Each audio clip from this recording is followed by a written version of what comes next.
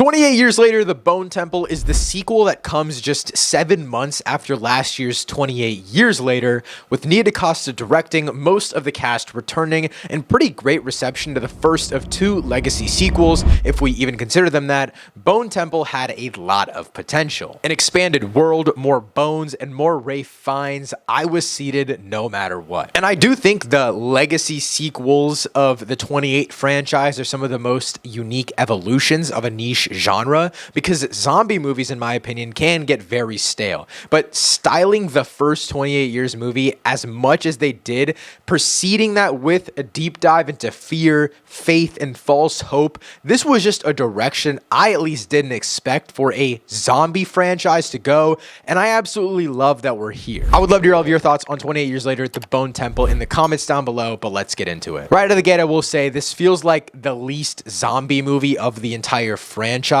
because I think this is more so a bridge to what the future of the franchise is going to be.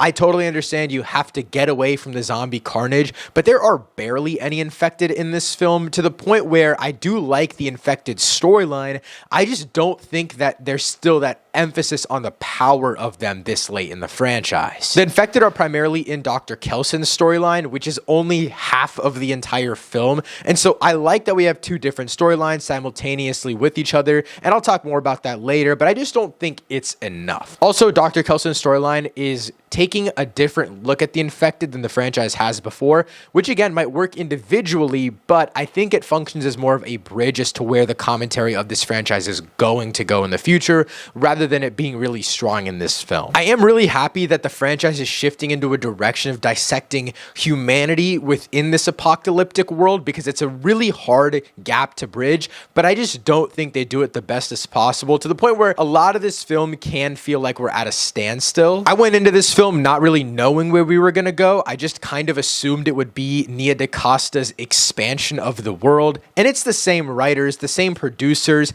and it does feel like we are in the same world.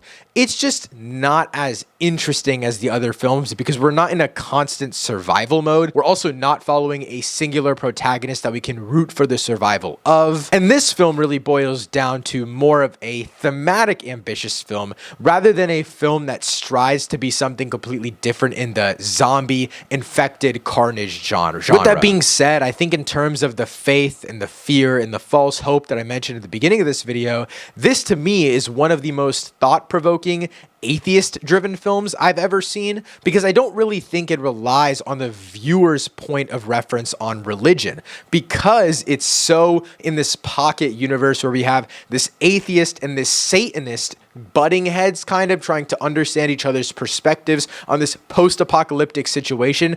It's kind of the most insane of both worlds merging together. I'm not saying either one of those is inherently crazy, but I think in this situation, having these 2 viewpoints coincide is really, really cool. My favorite of the 3 that I just mentioned was actually the false hope of it, because of Spike as a character. Spike isn't nearly as much in the forefront in this film as he was in the last film, but you do see this hope that he's trying to have through all of these experiences that he hates going through, and I think a lot of these individual moments work, but as a whole, the film to me comes together in a lackluster way, because Spike isn't at the forefront. Dr. Kelson isn't the first primary character, and neither is Jimmy Crystal. It's kind of all over the place, and so all of these themes are great. I just don't think it's packaged as well as possible. The 2 very separate anthology-esque stories do coincide in a really, really badass way, but again, I wouldn't say it kept me engaged throughout the entire film, which is, in my opinion, its biggest fault. But I do think having these 2 separate storylines of things that are happening primarily in the last film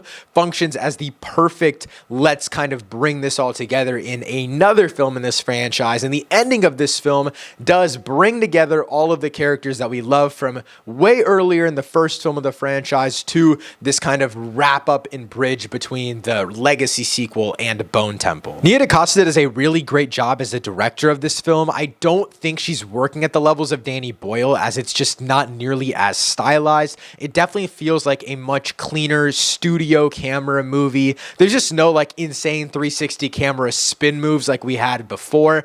And I think on top of that, the performances just don't feel as raw and personal to me outside of Ralph Fiennes as they did in 28 Years Later. I mean, you had Jodie Comer and Aaron Taylor Johnson in that film. This film has individual performances that work, but again, it's never really focused on a singular character enough other than Ralph Fiennes' storyline for where I was actually invested in the performances. Before I give my final score, I will say my favorite part of this film was a conversation between Sir Jimmy Crystal and Dr. Kelson, where they're kind of just talking about their faith and the fear they've had in this world, their experiences in this post-apocalyptic world. And I think no matter your reference point of religion and your viewpoint on it, it's just fascinating as a human being to try to understand all of these different perspectives. And I think at the end of the day, this film is just so ambitious, not only as a general film commentating on different human experiences, but as a zombie film and the things that it's attempting. Overall, I'm going to give 20 Years Later, The Bone Temple, a 7.5 out of 10. As always, let me know your thoughts on the film in the comments down below. Thank you so much for watching. I'll see you next time. Peace.